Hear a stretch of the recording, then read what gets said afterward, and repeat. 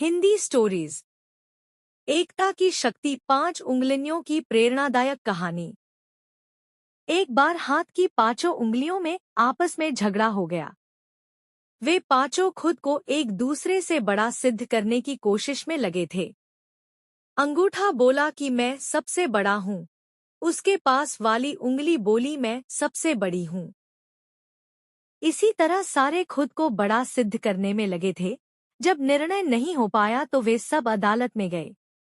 न्यायाधीश ने सारा माजरा सुना और उन पांचों से बोला कि आप लोग सिद्ध करो कि कैसे तुम सबसे बड़े हो।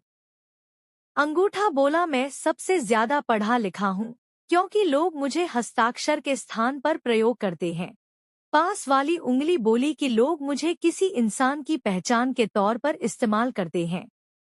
उसके पास वाली उंगली ने कहा कि आप लोगों ने मुझे नापा नहीं, अन्यथा मैं ही सबसे बड़ी हूँ। उसके पास वाली उंगली बोली मैं सबसे ज्यादा अमीर हूँ, क्योंकि लोग हीरे और जवाहरात और अंगूठी मुझी में पहनते हैं। इसी तरह सभी ने अपनी अलग अलग प्रशंसा की।